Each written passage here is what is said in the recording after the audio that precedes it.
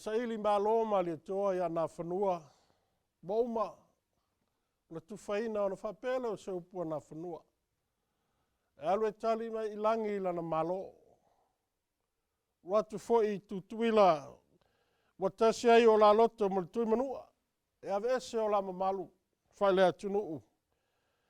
Ai wha mua Iova le tua lea o wha vai ai Samoa. Mau te tau wai o na tātou whaftai whatasi ma au auna le tua ia tāwita il salamo, whamere salamo sfumaleiva waipu mua. O te vivi atu ia te o Iova ma lo loto atoa. O te tau atu foi o wawenga uma. O te fia ma o oli ia te oi. O te pese lava I lou suafa, le sirisirese. Mua le vi inga ma le whaftai ia Iova le tua. Le tua e whawai ai Samoa.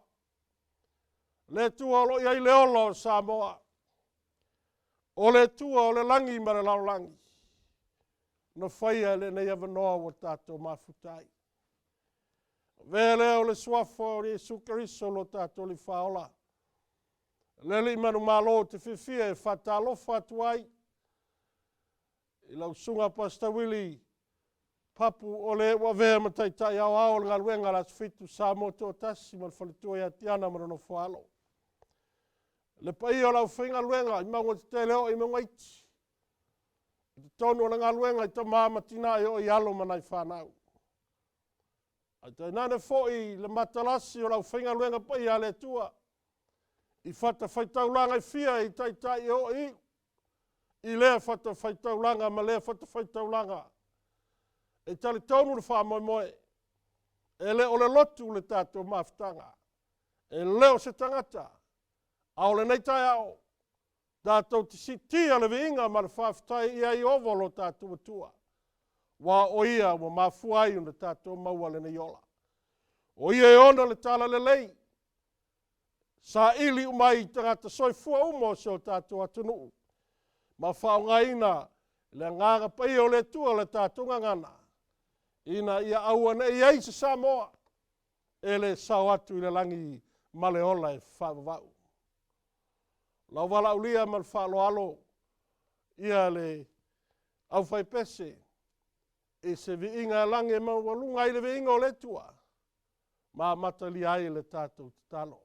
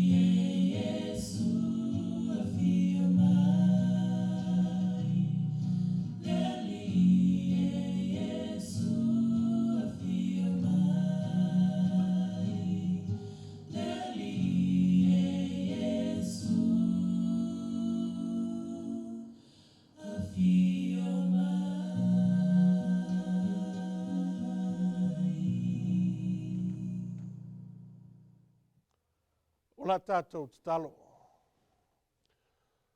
Lo mātou ta mai e lau fio malelangi. Mātou whalatalata atu e lau fio ile nei Taeao matango fie. A fio mai alo nganga pa ia. Ina ia whamatala loto o lau upumoni o lau la mepa. Ina ia susulu mai o mātou loto. Ma mātou sauniuni ai. Ile aso e toia fio mai ai ma vatu i mātou o lau whanau. Lele ia o tūla i lau au na e silo na whatau waa ele nei pāneta. E lei lo na whamatala o lau whirangalo.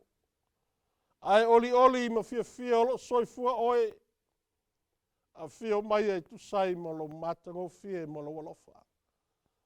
Ina ia si tia oe le nei Taeao. Si tia o mātou loto. Ina ia saunia i mātou le naso. Vi o Iesu e whavavau lava. Amen.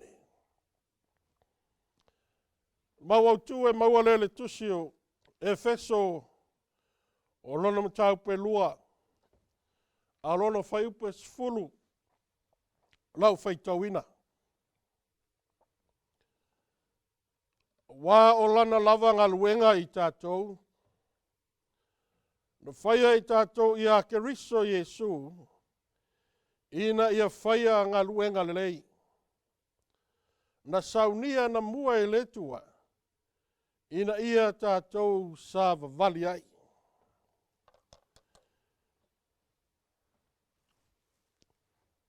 Sei longa tātou te fo'i.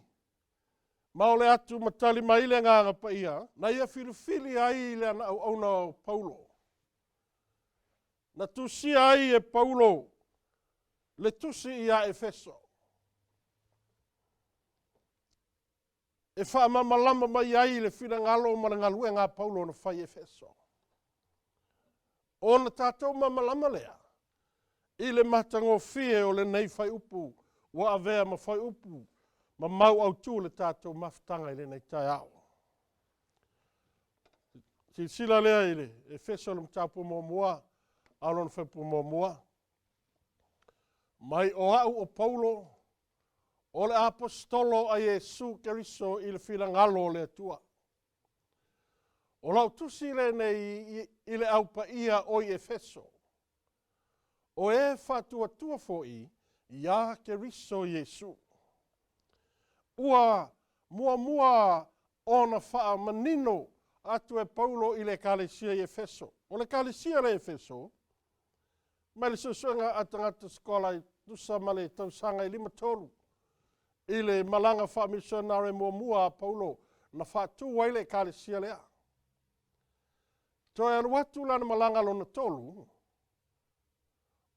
ona mafuta i leo Paulo ma le kalesia Efeso i tusa i le tolu i le whātou sanga.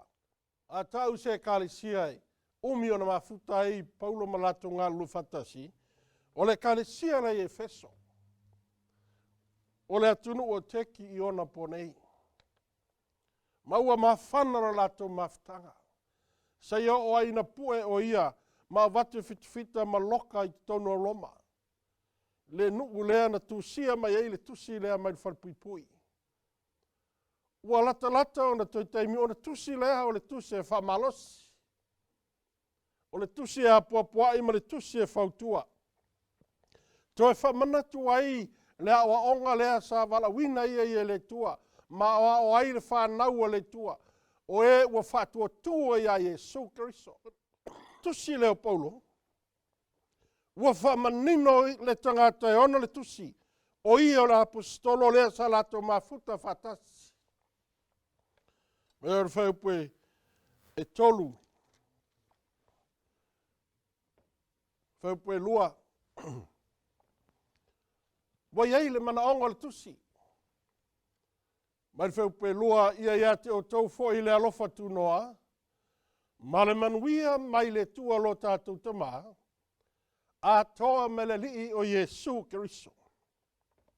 Ma uma ona whamalama le tangata le whaia mai le tusi o Paulo lea.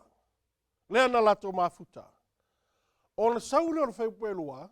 Wa au mai le mana onga o le tusi. Ma le loto Paulo no Sofia le ngā pa ia. e tau mai a pau le tusi naro le tusi. Ia le manaumia ma le awala ma le whirangalo le tua ina ia whapa ia ma whatu ma wina I pēr tangata whatu tua ia Iesu lai tonu le lau Leoleo e feso. Ka mai le manaonga o le tusi. Ia ia te o tau fo I le alofa tunoa ma le manuia mai le tua lo tātou tamaa. A toa ma le alii o Iesu Keriso. Whautui nai le whiau mo I tāua I le nei Taeao. Ia te o tau fo I le alofa tunoa ma le manuia mai le tua lo tātou tamaa a toa ma le alii o Iesu Keriso. Le au tū le nā, le ano le nā, le fatu le nā o le whiau. Na tusi atu ai Paulo ia Efeso. O le manau mia foi le nā o le tua mo oe mau sa mo lo watunu pele. Ia te oe ia te au, ia te I tātou le alofa tu noa o le tua. Ia te I tātou le manuia mai le tua, oi le tua lo tātou tamaa. Le tua Iova le na whaavai ai Samoa. Le tua le te au teifo iai mo I fo iai. Ma lo tātou alii o Iesu Keriso. Mumua. I whai upe so ai whai upe tolu te o le wha. Ua iai le whawhetaia Paulo. Whafonga o lau whaitawina. Upe tolu te o le wha. Ua whawhetaia le tua le tamau lo tātou alii o Iesu Keriso. O leo whamanuia mai ia I tātou I mea umalava, manuia ai I la le anganga I mea o le langi ono Keriso.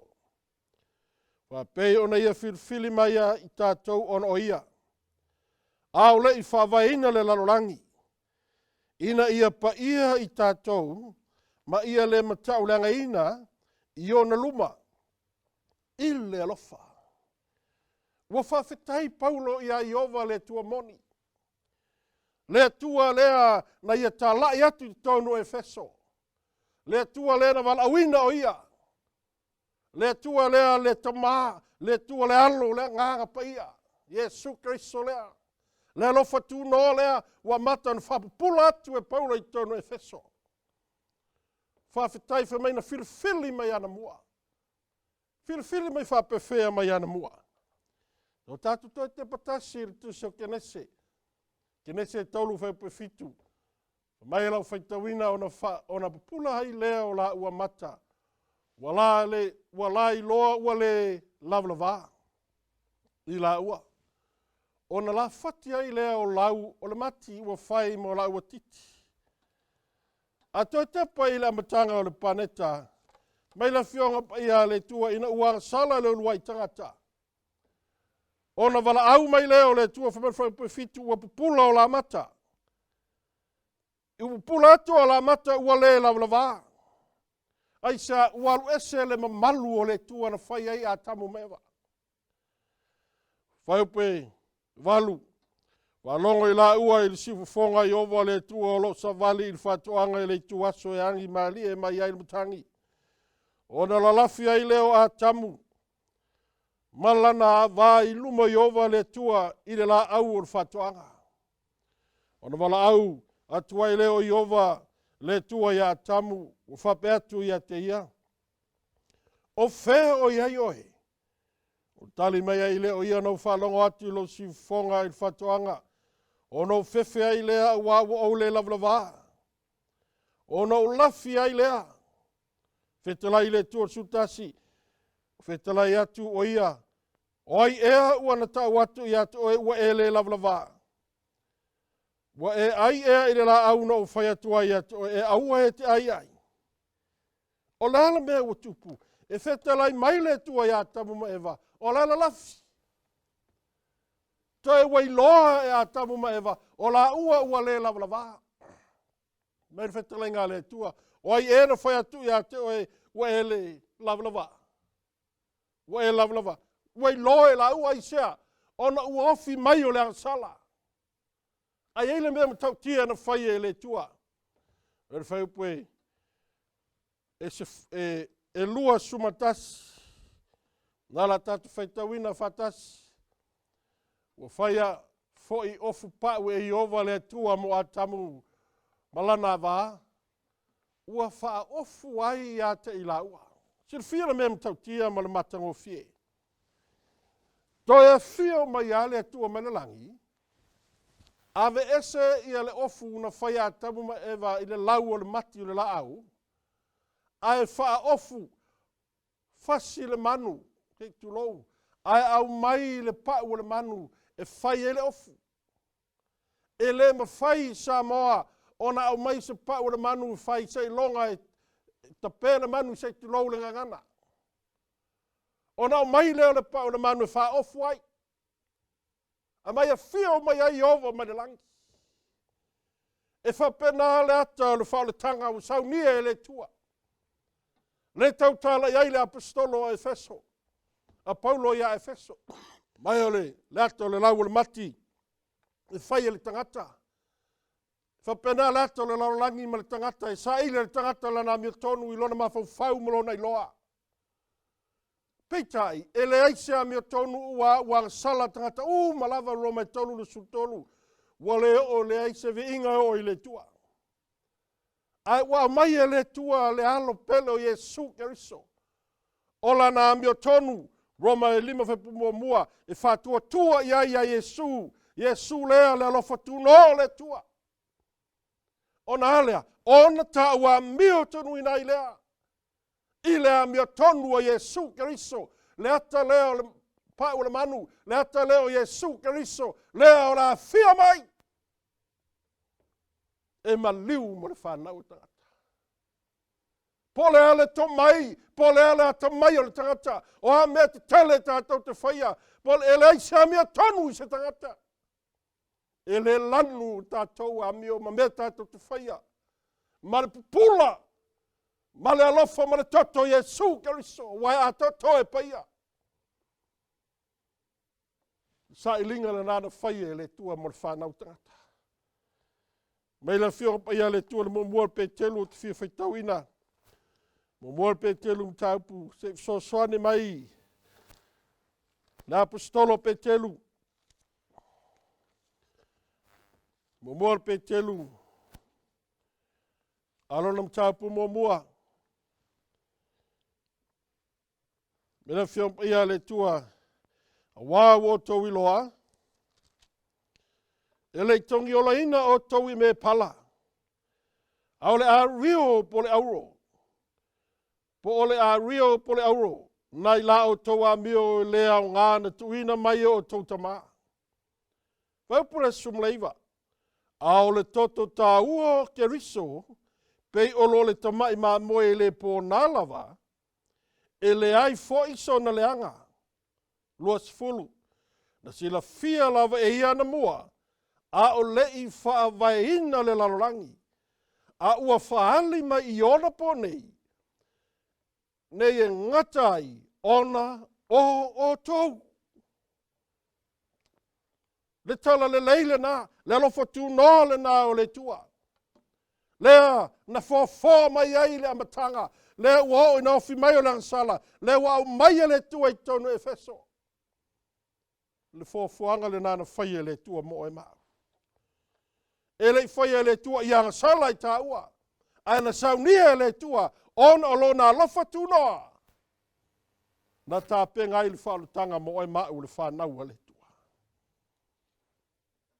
Le a mio tonu le tua e le aise ansala. Ona mai leo la mio tonu le tua le ta te whatua tua iai.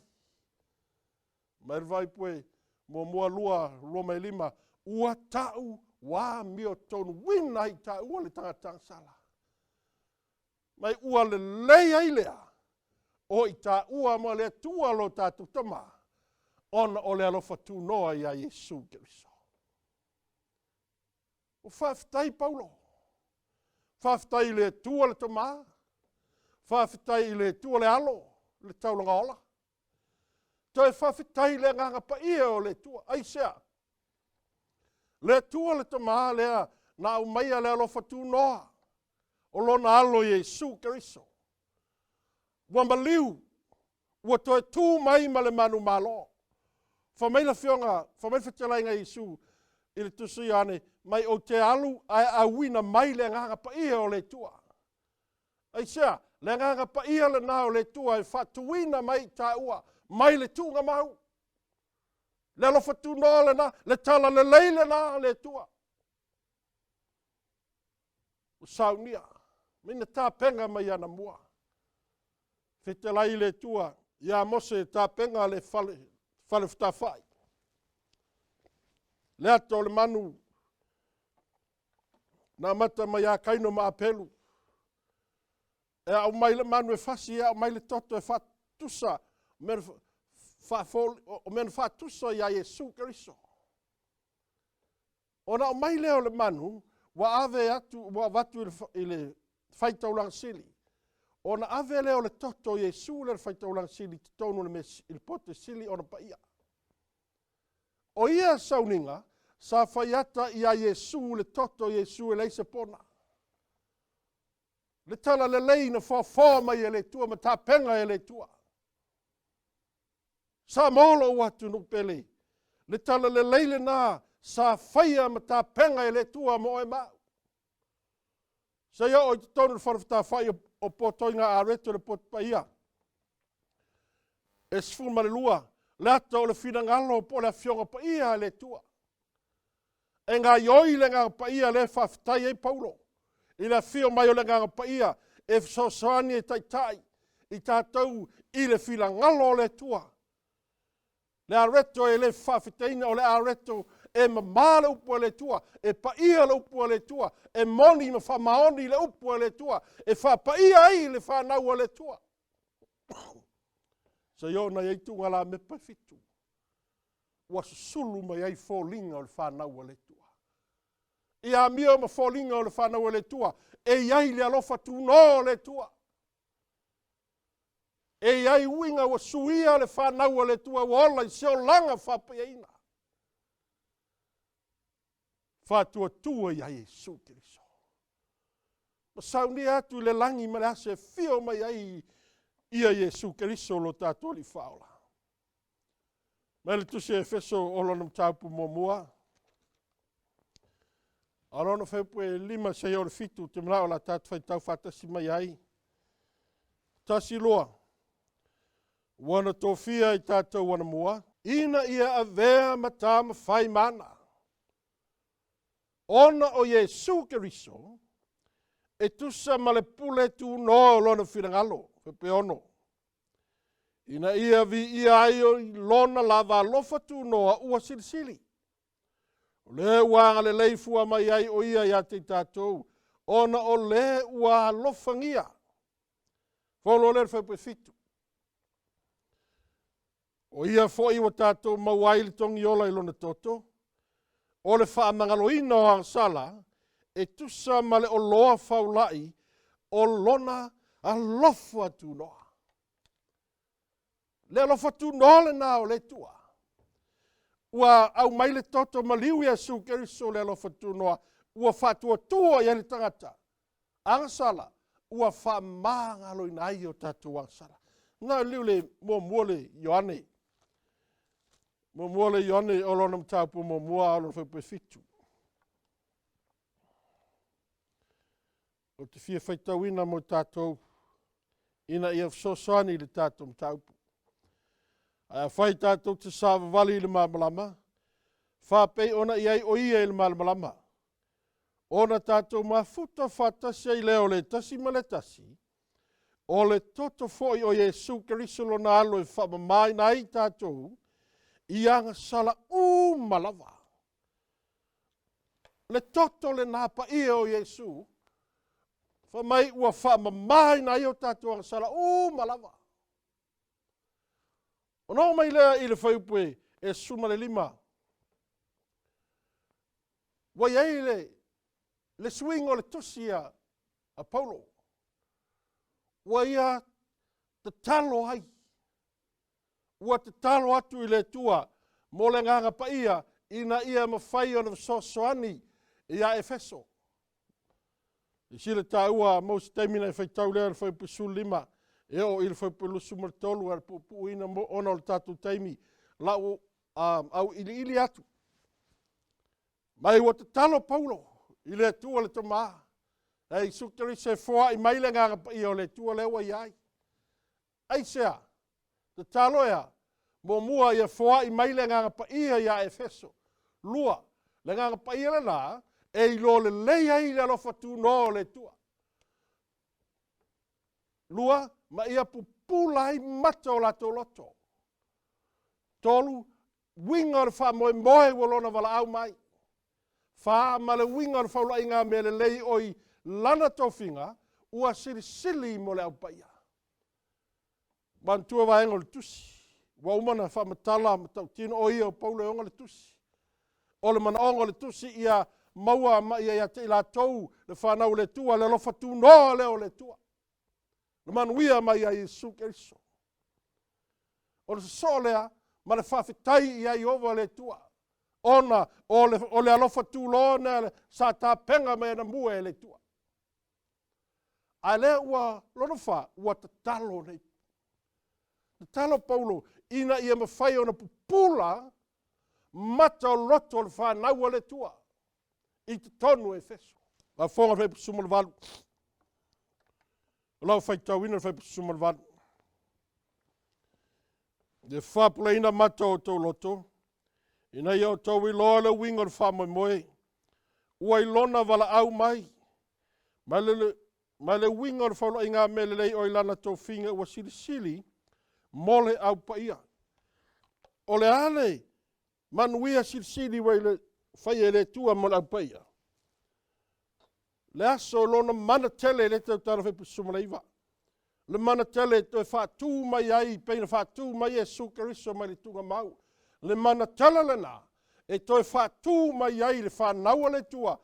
O e la tau te talia le lofa tu no leo le tua. La tau te maua le manuia lea. Le manuia le aso e afio mai ai Iesu. E to e matala le tunga mau. A to e whātū mai le whānau whiwhiria le tua. Wangana na talo i paulo mo Efeso. Te talo ina ia pupula mata o lato. Ai saule mata upelua. Wai aile mea watupu tonu le kālesia Efeso.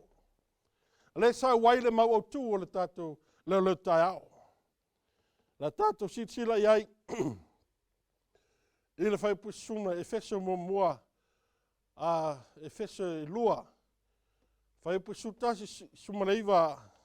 Fai tau ai. O le tatou taimi. O le ana mea watulai mai. Watulai mai tonu le kālesia le wheesesia inga ma le whitinga inga. Le lefe malama mai. I le vāo tangata iutaia manu ese. Ua o mai tangata iutaia. Ma le lātou tartununga mo lātou lava manatu wha maulunga. O le lotu e olai. Nena le tupu i ona ponei. Ua la foai le alofa tu no le tua. E whaola i nei tātou o Iesu Keriso.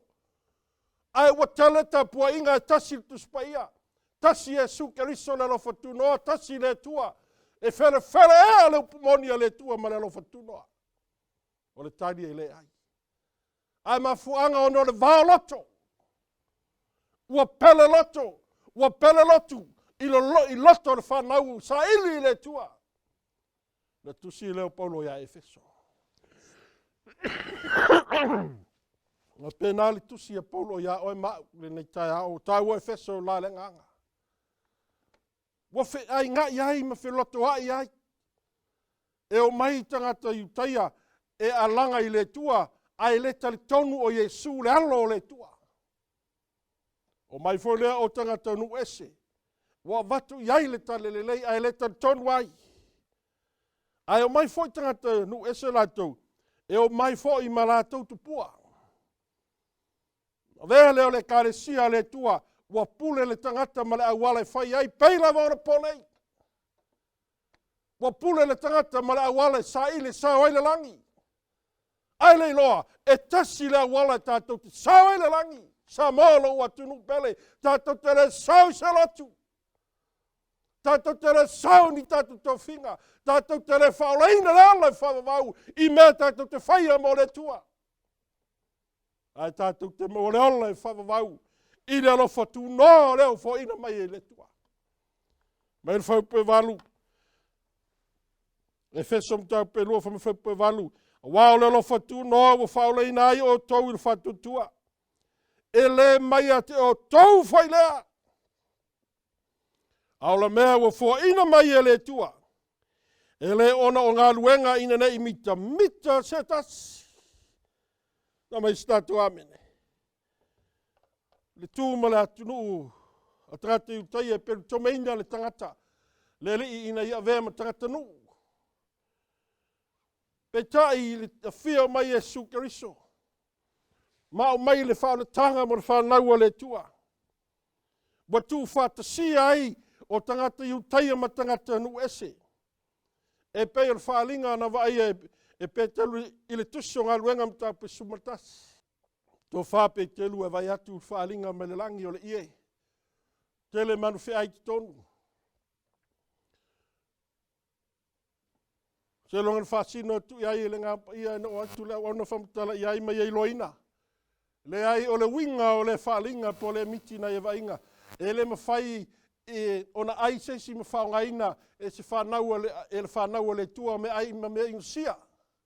Manu whi ai. E le ngata o le puaa. Me insia. E loni me ai. Alana winga. Ua ave tale taimia le tua. E ave ai le tala le leile whao le tanga leo Iesu Keriso. E ave nu ese tau o uli. E vai maua lalo i tangata i utaia.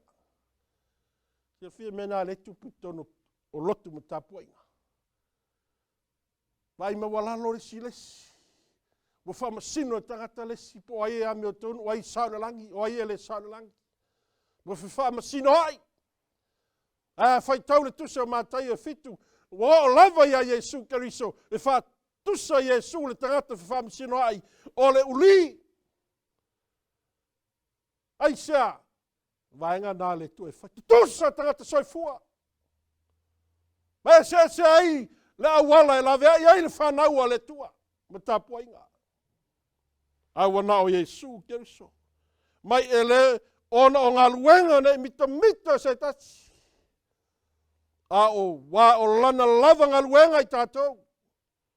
Na whaia i tātou i a Keriso Iesu. Ina ia whaia ngā luenga lelei. Na saunia na mua e le tua. Ina ia tātou savavali ai. O le whasiri langa. O a ngā luenga lelei. Ngā liule. E tusi o kolose lava, Efeso lava lea tātou te iai. Lua. La tātou momo ia Roma momua. Le ngā luenga le leile whai e Paulo. Roma mtau pe fit momua whai pe sumale ono. Mai o te le mālava i le tala lei ia Iesu Keriso. Le ngā luenga le leile na. Whai tau tiso karatia e lima lusu mana lua. Mai ina ua afio le ngā paia e ala lea le tā whatua tua Iesu la lofa tu noa. Ua iei le swinga o tātou tangata. Ua fua mai ai le ngā paia. Ua fua mai a mio le lei. Amene. Ai le ngata le na. Ua whai le a mio le lei. Paulo o le ala a mio le lei. O te le mā i le tala le lei. Ia Iesu Keriso. Roma mua whai sumara fitu. Wau whalia mai ai le a mio tonua le tua i le whatua tua. Ina ia whatua tua. Ai. Pei ona tusia. E ola le tangata a mio tonu i le whatua tua. Mua. O le whatua tua ia Iesu le lofa tunoa. Maua le ola e whavau. E le peita tau o le pangota. Le nei tafutafo Iesu Keriso. Na o le sala mo afeta lai Iesu. E tali lana manaonga. E mafuta ma oe laso e toa fia mai ai. E le mafuta nei. Sila fia Iesu le tala le lei. E oti le pangota le a alu moe le tunga mau. Sila fia Iesu. O ie maliu alu lona tingo le tunga mau. A whea le tautalai. Tautala nasa e te fio whalua mai ai Iesu Keriso. Au le se senga le pangota ama tātou. E umara whatua tua. Ta wambe tunu ina le whatua tua. Ona whaatino leo le baptisonga. Le taua o le whatuatua ma baptisoina whaolaina. Ua ola i se o langa whapaieina. I le whiong paia le tua. Wa fua mai ai fua o le ngā paia. Le tangata ua iei terisa ua whanau whauina.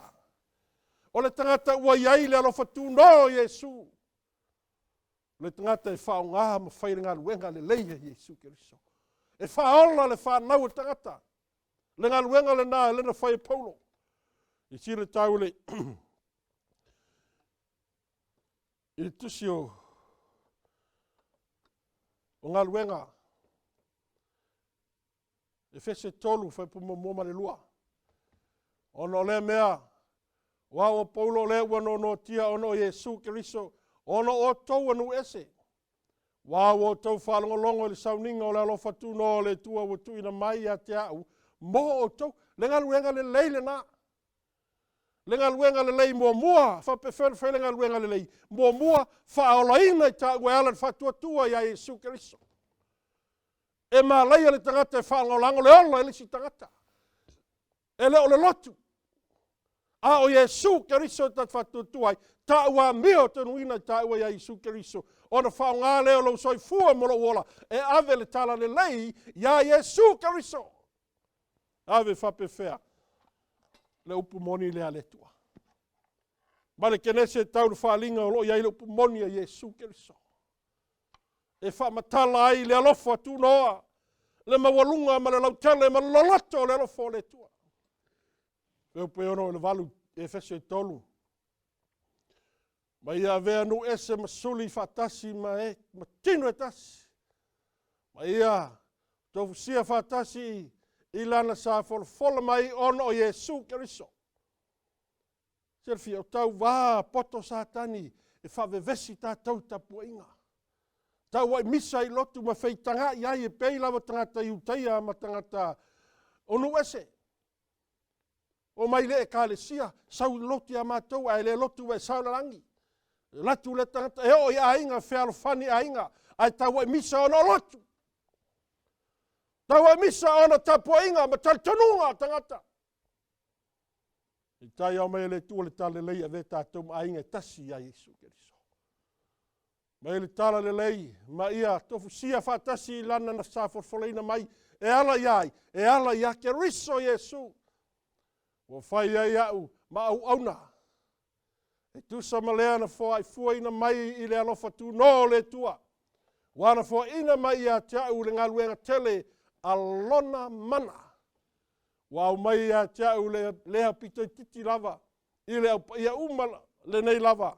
Le alofa tu noa ina ia au fola atu inu ese. Le o loa faulai o Iesu Keriso e le masu e ina lava. E whapewhena ave le tale leilea, le mele leilea. O le tangata leo Paulo. Whamai ua tai tui fua e Paulo ia whatai tai foi Paulo ia Iesu le lofa tu noa. Whaitau le tisa Filipi e lua. Whamere upua le fiompa ia le tua lime o le fitu. Mai awana i whaoa o le tua, o ia o le tua Iesu Keriso. Ai ua whamawalalo o ia lava ia te ia.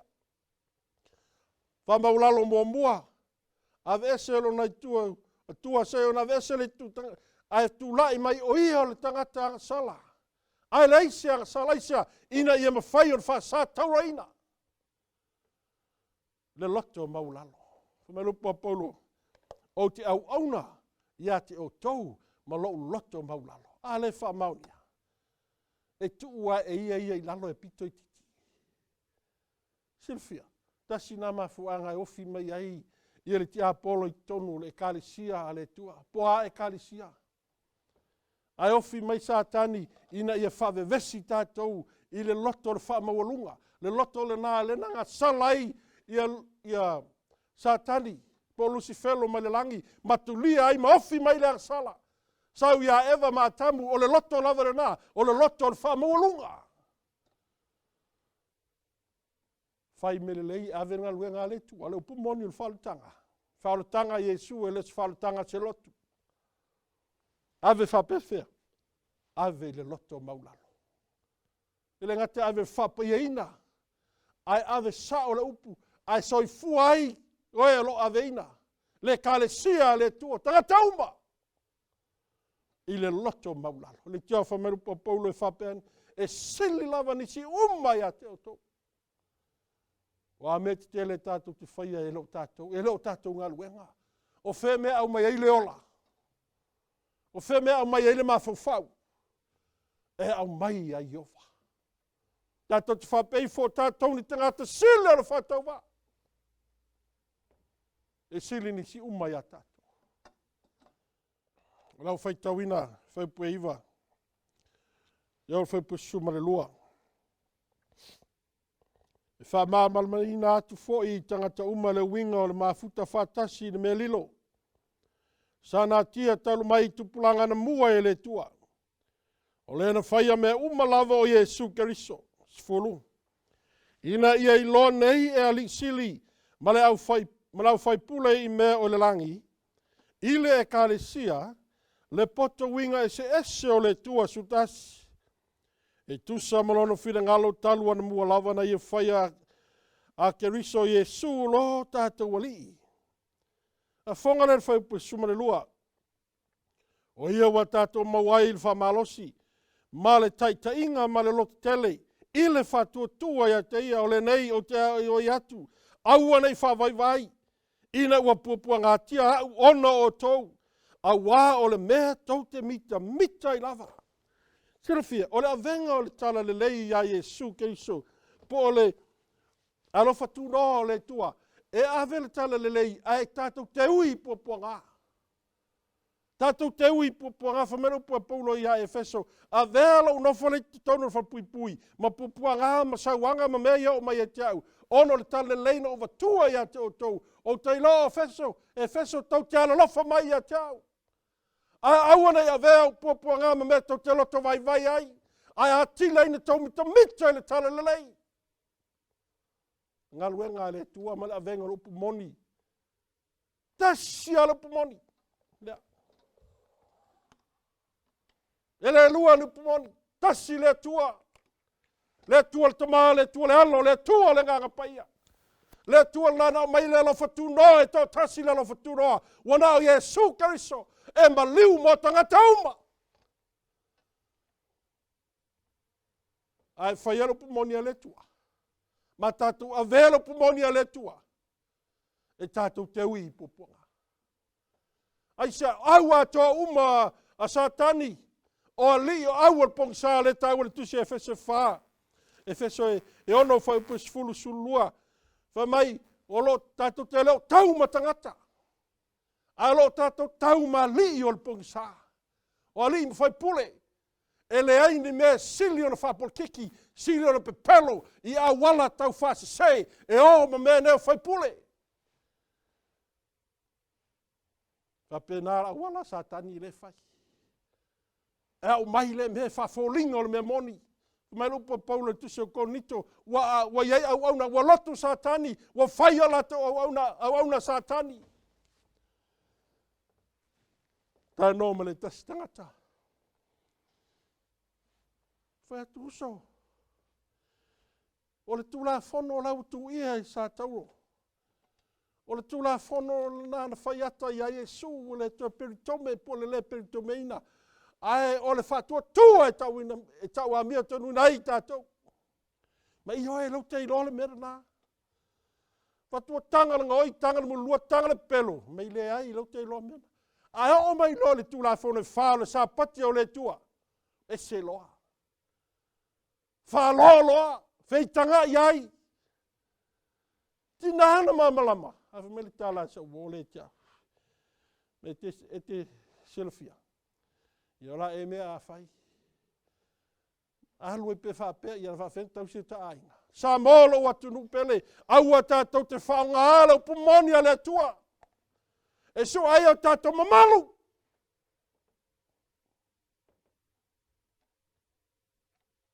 E paia Iova.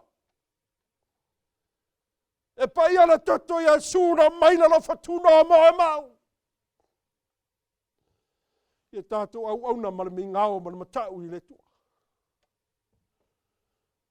La whai lo soi fua mo lo ola. Tātou te ui popua ngā peinau i ei Paulo. Me le tuso i saia mta pe lima sumal tolu sutasi ma sumal lua. E o atu poponga ai a Iesu Keriso. Ai na ia oli ai. Ai sea, na ia ilole lei me ai lana whana.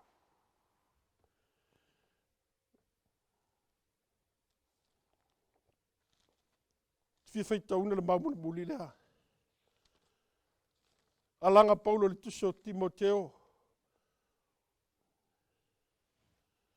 Me le alanga Paulo le tuso Timoteo. Lua Timoteo whawhau pe fitua pe walu. Ma e wau tau le tau ale lei, wa hiu ia teau le tau sinonga, wau tau whila upu ar whatotua. O le nei wa te wina mo au le pale o le ame tonu. Wa e fo ina mai a teau i le lavaso.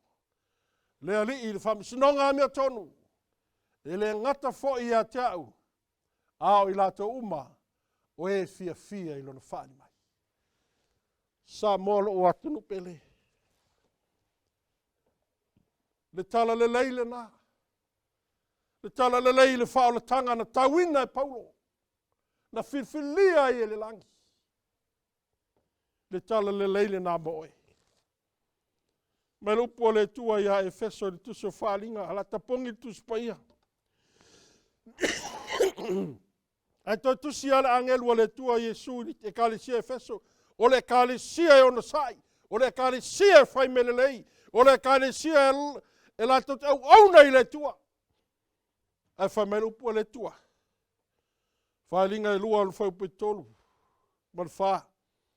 Ma we lava tia. We ate oe fo i leon sai. We tau ti ngā ono o lou ingoa. E te lei wha vai lava. Pe tai whau pe wha. Au o i loa se me ia te oe. Ono ua e tu ua lou lua i alofa. Samoa. E lei se se au ngai le tua. Au matau fusia i tātou le alofa le tua. Le alofa tu no le wa o mai tonu e kāresia o tātou a vei tātou ma tino Keriso. O le tino i le alofa moni o le tua. Vei tau le tusi o e feso o lona tau pe e tolu. I lona tau pe whao le whau pe tolu suma le lua. Ma ia o tau whianga le le ai. Ia whi muti vale ai lo tau alofa. Ia whi māngalo ai. Whi wha māngalo ai o tau. Pei ono wha māngalo atu ia tau. Pei ono wha māngalo ina o tau e le tua. Ia Iesu Keriso. O tātou lungo le ala. Mana tua le tala ia Iosefa. Anga le anga ia o nauso. Fa tau i o nauso a whamail tuspai le tusi o kenese. O lonu tau pe tau sumana iwa. Whai mai e ia Iova ia Iosefa. Sa molo watunu pele ai wha mua le tua. Ai wha tua i le tua. So se me te iai e le tua fo ina oe le tua. E hangalanga ina oe tangata. E tau wemu tangata. Ma whai tangata. Ma la fo ina oe tangata me la uma ono Iesu. Ai whamerupu a Iesu matau le maamu ia o tau. Ai o tau oli ma fia lava. Wao ile langi lo tātou tau. Al watu Iosefa wa o leonge, tala tot sila fia. E atu o nauso e a mai se me ai tau sila ta maama le ainga. I loma mau mai e Iosefa, fōlinga o nauso. A o nauso e lei loa Iosefa. Le fia e whapena le tangata e le nganga, le tala le lei, le alofa tu no le o le tua. Mai Iesu a whaitau te alofa mai. Tausi mai iau poloi. Papa maa mua le vau le tangata malona atua. Papa maa lono lua le vau le tangata malesio no uso tangata. Na alofa mai Iosefa. Na tele iwa ai me le anga. Na tele toilanga ona tinga amba mawhatianga na ui ai. Ai sea. Ona o le ulu i alofa. E feso whale nganga i whapena le tatou nanga i le tua. Tātou te tongi le moa, tongi marafa. E au na ma le alofa. Ai sea, le langi lo tātou wha moi moi. Wa umana saunia e le tua. Tātou te le au nei whaola i tātou. Tātou te le whai mene lei tātou te whaola i le rangi. Whaola ina i le rangi. Ai ma fua ona tātou whai mene lei ma au nei le tua. Man wha maoni man matau. Ona wa umana whaola ina i tātou e ala i le alofa tūnoa. Ma whangana tātou te tausia i tū la whono le tua. Ai sea, wa umana whaola ina i tātou ia Iesu Keriso. Wana o Iesu. Wana o Iesu. Lelo fotu no wa mai e le tua. Me leo tu o le whea mo oe mau. Ole ia te o tau foi lelo fotu no ma le manuia mai le tua. Lo tātou te mā. A toa me le li o Iesu Keriso. Lelo fotu lo le nai whaolaina i tātou. Lelo fotu no le nā tātou te soifua maola ai a faatalitali se fio me Iesu. Lelo fotu no le nai tauina i le wheau mulimulia le tua. Lelo fotu no le nā. Tātou te mafuta whatasi ai. Ono Iesu. Amene. Lau whaiwina le tātou mafutanga i te talo. Lo mātou te mai lo fio malelangi. Via oe whavavau. Wa oi mātou tangata wana o ni e fuefu. O le anga sala na mātou va maoi malau fio. Au le o mātou toi le leima oi ova le tua le tuma. Ono le taulanga ola, ono le lo fatu no nei fo ina mai mo i mātou. Whaftai e su mo lo ona sai. Whawhetai le nā lofa mo lo whamaoni nei ui pupua ngā matinga. Ona e te alofa whamaoni a te mātou.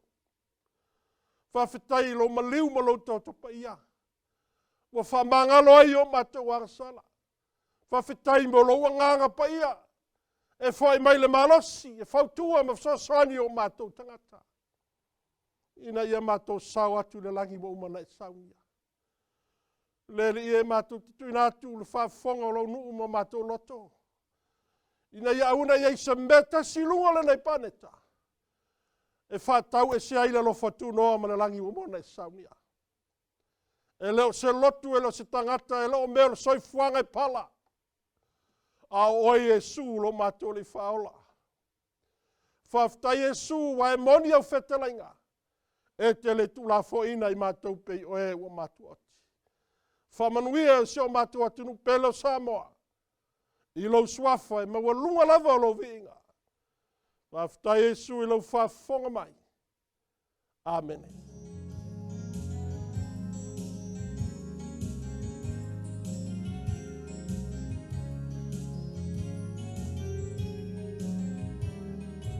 Tatou sauniuni faatalitali. Awale afio I Leoleo I Galumalemana Family.